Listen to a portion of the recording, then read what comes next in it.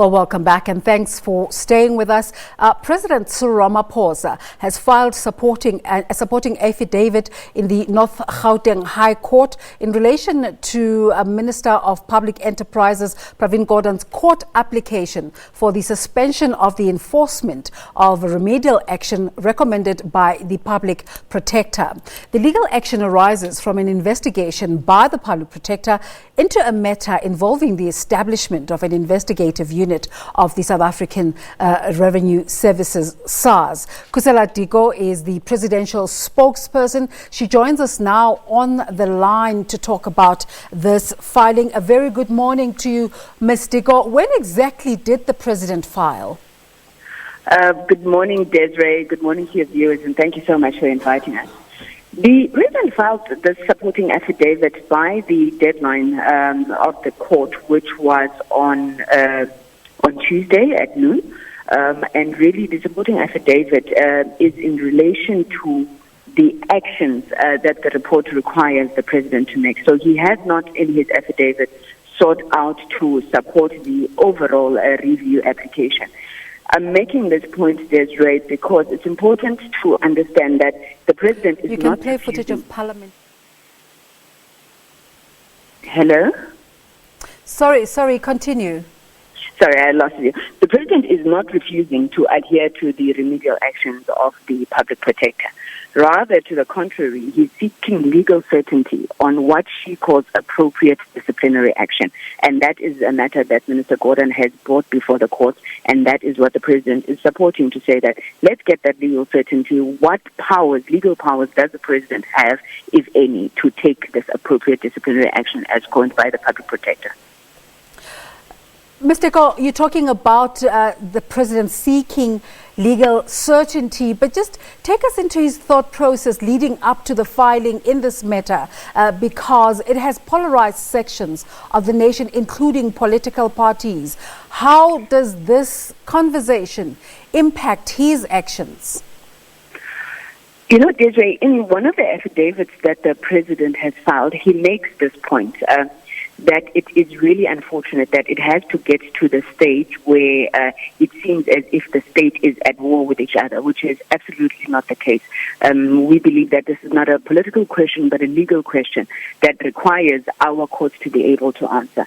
The Constitution that the President has taken an oath to defend and uphold and respect guarantees anybody the right to have a dispute which can be resolved by legal action to be heard before a court.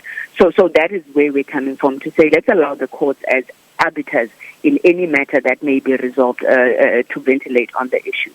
Now, insofar as the reports of the Public Protector, you'll remember there's two really that relate to Minister Gordhan. One relates to the retirement of Mr. Pillay. The other one relates to the investigative unit of SARS.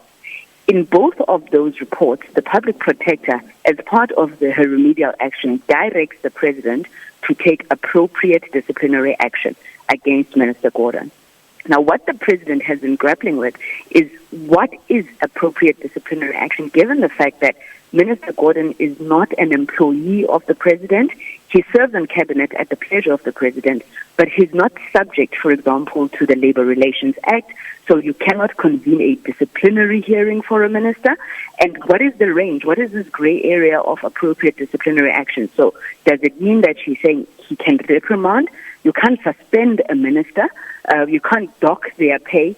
So Minister Gordhan has taken issue with that assumption of these legal powers of appropriate disciplinary action, and he has asked the court to provide legal certainty. And you know, Desiree, we wouldn't want to think that the Public Protector is also seeking to usurp the powers of the President by directing him who to fire from his cabinet. So it's on that basis that the President has thought that it's important to await the court outcome. It will define exactly what legal powers the President has as it relates to appropriate disciplinary action. And once there's certainty on that matter, then, as he has committed to do, he will act on the remedial action calling for appropriate disciplinary action. So given, of course, that the other issues that Minister Gordhan raises in his primary applications have also been clarified. So I suppose that is the question at the heart of this. Does the President fire Minister Pravin? You see, that is... No, I don't think that is the question. The question, that the heart of the matter is, what does Public Protector Advocate Khusela Diko define as appropriate disciplinary action? And secondly, is the Public Protector also allowed to direct a president on how he should execute matters which are within the executive realm? So in the first matter, the president says, you have asked me for an information plan. I have adhered to your remedial action. I've given you an information plan, but I'm waiting for certainty on appropriate disciplinary action. And that is exactly what's happening in the second matter, where he says, I'm waiting for certainty on what is appropriate disciplinary action. But we don't believe that the public protector should be able to direct the president to fire or how he must use his executive powers. Yesterday, during the budget presentation, the EFF was scathing in its response to how the president is handling this matter. How is the president reaching out to aggrieved parties such as the EFF on this conversation? I think the president has been consistent to say that we must always allow due process to take its course. Now, there was a complaint late. The public protector would have concluded her investigations and issued her findings. But similarly, our legal system allows for any aggrieved party to be able to take those matters before a court of law for review. So there is a process, and it's unfortunate that anybody would want that process to be undermined due to reasons perhaps known only to them. So the president believes that we must continue to ensure that as we deal with the challenges that confront us in society, we deal with them in a matter that is provided for within our constitutional and general legal framework. So he's continuing those conversations. I think that he has made his point clear. Desiree, if you just look at, the affidavit that he has submitted, he's been at pains to say he would not have wished it goes to this extent, but perhaps we must then resort to the courts as provided for by law to settle this dispute once and for all. So where to from here?